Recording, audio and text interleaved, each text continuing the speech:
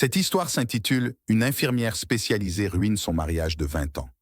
Je n'ai jamais rien fait de tel auparavant, mais je ne veux pas que ma famille sache ce qui se passe actuellement dans mon mariage. Je ne suis pas encore prêt à en parler. J'ai récemment découvert que ma femme, avec qui je suis marié depuis 20 ans, me trompe, et je l'ai découvert par hasard. Elle est infirmière spécialisée et devait travailler de nuit. Comme je n'arrivais pas à la joindre, j'ai appelé l'hôpital. On m'a dit qu'elle était partie quelques heures plus tôt. Je me suis dit, attendez, pourquoi m'a-t-elle dit qu'elle devait travailler, alors qu'on m'a dit qu'elle était partie quelques heures plus tôt? Cela n'a aucun sens. J'ai décidé de passer devant son travail pour voir si sa voiture était là, mais elle n'y était pas. J'ai continué à rouler autour de l'hôpital, mais je ne voyais pas sa voiture.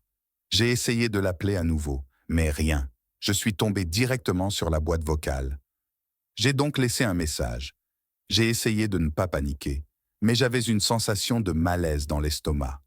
Je savais que quelque chose n'allait pas. Ma femme ne m'a jamais rien caché. Jamais. Même lorsque nous étions à l'université et qu'elle passait son diplôme de sciences. C'est pourquoi j'étais un peu inquiet, car je savais que si quelque chose la dérangeait, elle me le dirait. Je ne savais pas quoi faire, mais je savais que je devais découvrir ce qui se passait. J'ai donc continué à chercher sa voiture, mais je ne l'ai pas trouvée. Je suis rentré chez moi et j'ai attendu qu'il m'appelle. Vers 7 heures du matin, il m'a appelé et s'est excusé de ne pas m'avoir rappelé, disant qu'il avait eu une nuit chargée à l'hôpital. Je me suis dit, oui, bien sûr, mais je lui ai simplement répondu que ce n'était pas grave. Nous en parlerons quand tu rentreras à la maison. Ce soir-là, ma femme devait travailler, alors je lui ai préparé un plat qu'elle pouvait emporter avec elle. Nous avons parlé pendant quelques minutes, puis elle s'est préparée et est partie travailler. Vers minuit, j'ai appelé l'hôpital pour essayer de la contacter, mais la même chose s'est produite. On m'a dit qu'elle était partie environ 1 heure plus tôt pour aller manger quelque chose. Je me suis dit, attendez, je lui ai préparé quelque chose à manger. C'est à ce moment-là que j'ai décidé d'engager un détective privé. Je n'ai pas appelé son téléphone portable. Après avoir appelé l'hôpital le lendemain matin, alors que je me rendais au travail, j'ai appelé le détective privé et lui ai donné ma carte de crédit par téléphone. J'ai ensuite prévu de le rencontrer après le travail pour lui donner des photos et d'autres informations. J'ai donné toutes les informations au détective et j'ai signé quelques documents. Je lui ai demandé de commencer immédiatement. Pendant les 2 premières nuits de surveillance, l'enquêteur a dit que la voiture de ma femme n'avait pas bougé, ce qui m'a un peu surpris. Mais je savais que ce n'était qu'une question de temps. L'enquêteur m'a dit qu'il m'appellerait si quelque chose se passait. Quelques nuits plus tard, le détective privé m'a appelé pour me dire qu'il avait une vidéo de ma femme entrant dans la maison de quelqu'un. Il a dit que ma femme avait l'air suspecte lorsqu'elle est sortie pour aller à sa voiture, qu'elle a regardé autour d'elle pour voir s'il y avait quelqu'un, qu'elle est montée dans la voiture et qu'à sa grande surprise, elle semblait se changer dans la voiture, portant quelque chose qui ressemblait à des vêtements de gymnastique. Il a dit qu'il conduisait à 10 minutes de l'hôpital. Il semblait avoir la clé parce qu'il est entré et sorti directement.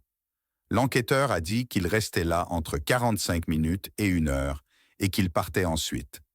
Mais personne n'a jamais franchi la porte avec elle lorsqu'elle est partie. Elle a dit qu'elle retournait à l'hôpital, remettait ses vêtements de travail et revenait, ce qui correspondait à sa pause déjeuner. Cela dit, il a été démontré qu'elle touchait un autre homme de manière inappropriée. Aussi horrible que cela puisse paraître, je lui ai dit que j'avais besoin de preuves tangibles, et l'enquêteur m'a dit qu'il continuerait à essayer d'obtenir d'autres. Il m'a rappelé et m'a dit qu'il avait d'autres images vidéo de ma femme, mais que cette fois, il avait rencontré un homme dans un restaurant ouvert toute la nuit. Il m'a dit que ma femme était entrée dans le restaurant et qu'il y avait un homme assis à une table. Ma femme s'est approchée de lui, l'a embrassé et s'est assise. L'enquêteur a déclaré qu'elle avait dû prendre une pause déjeuner prolongée parce qu'elle était partie près d'1 heure avant de retourner au travail. Mais cette fois-ci, elle n'est pas retournée au travail après avoir mangé.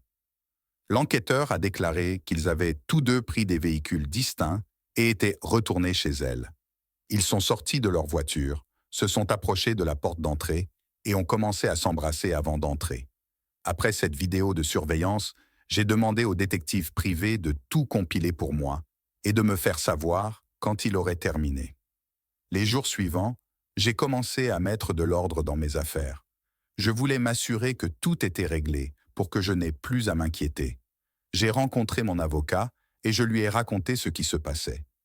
Il a commencé à m'aider à déposer une demande de divorce et m'a conseillé sur la marche à suivre.